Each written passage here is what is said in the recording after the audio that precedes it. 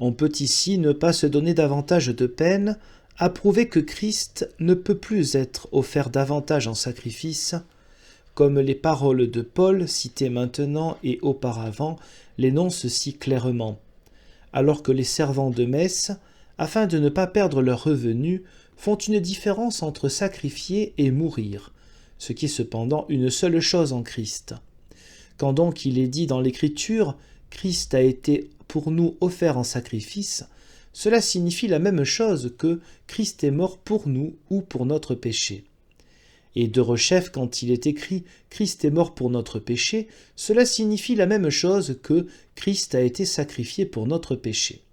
Je le prouve par l'Écriture, Hébreux 9, 24 à 26, ce sont les paroles que j'ai déjà citées. Jésus n'est pas entré dans un saint temple fait par des humains, ni même dans une copie du vrai temple, c'est-à-dire du ciel, mais il est entré dans le ciel afin d'y apparaître maintenant pour nous, devant la face de Dieu.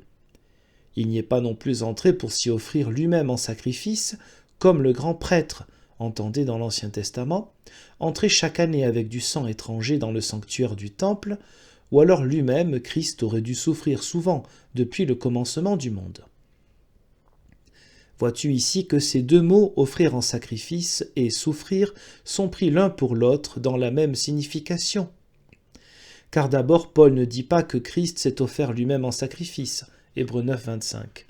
Et aussitôt après, Hébreux 9, 26, ou alors il aurait dû souffrir, c'est-à-dire il aurait dû s'offrir lui-même en sacrifice.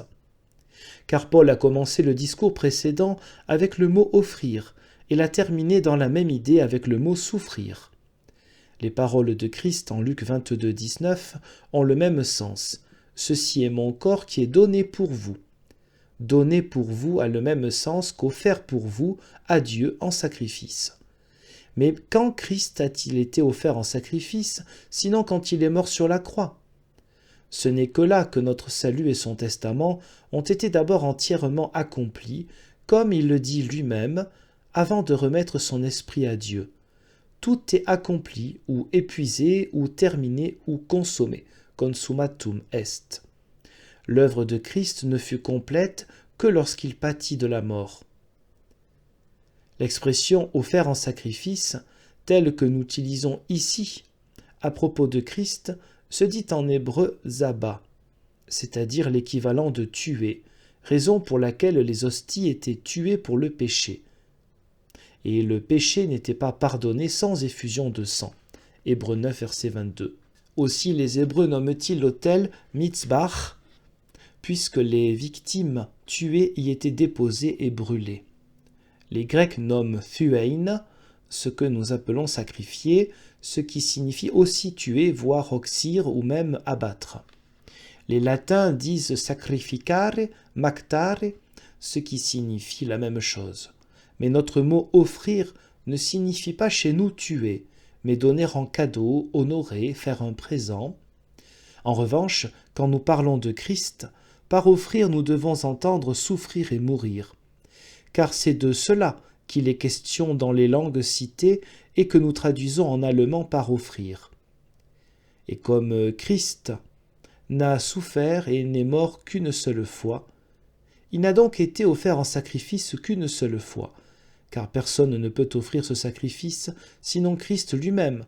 Voir Ésaïe 53, 4 à 7, Psaume 40, 7, Hébreux 10, 10 à 18.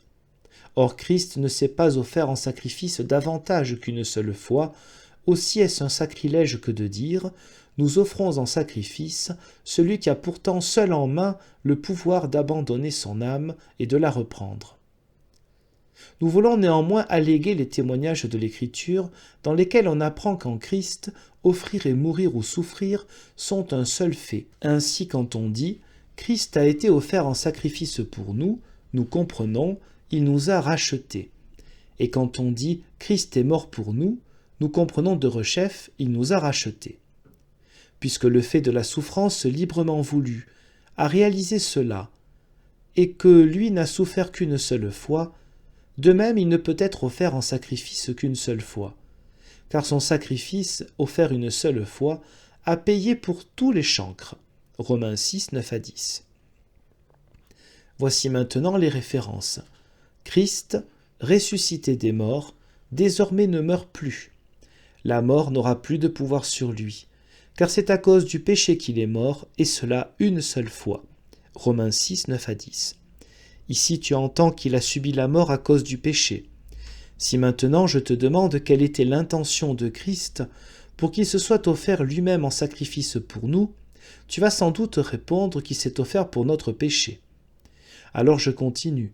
Si être offert en sacrifice et être mort ou tué ont une cause et un but, à savoir l'abolition du péché, alors être offert en sacrifice et être tué doivent être une seule et même chose. Conséquence, si Christ n'a été tué qu'une seule fois, il n'a aussi été offert en sacrifice qu'une seule fois, car la complétude de sa souffrance et de sa mort tient à ce que, offert une seule fois à Dieu pour nous pauvres pécheurs, il est pour l'éternité un gage et une contre-valeur pour notre péché. Première lettre de Pierre, chapitre 2, verset 24, dit « Christ a porté lui-même dans son corps notre péché sur le bois, etc. » Pierre dit ici qu'il a déjà porté notre péché, il ne dit pas qu'il va encore le porter. Éphésiens 1, verset 7, « En Christ nous avons la rédemption du péché par son propre sang. » Colossiens 1, verset 20, « Dieu a racheté toutes choses par le sang de sa croix, qu'elle soit sur la terre ou dans le ciel. » Si donc Christ a racheté par une seule mort tous les humains qui sont sur la terre, puisqu'il a versé son sang sur la croix, et comme nous sommes sur la terre, ainsi nous, et tous ceux qui seront à jamais, sommes également rachetés de notre péché par son unique mort et sacrifice. Toute l'Écriture est remplie de cette idée. Je crois avoir maintenant suffisamment expliqué que la mort et le sacrifice de Christ sont un seul fait, une seule chose, pour éviter que les servants de messe ne puissent faire cette objection pourrie. Il n'est mort qu'une seule fois, mais on pourrait l'offrir souvent en sacrifice. Car quel homme a jamais offert Christ en sacrifice ? Quand Christ a été offert en sacrifice et est mort sur la croix, aucun homme ne l'a offert, mais il s'est offert lui-même.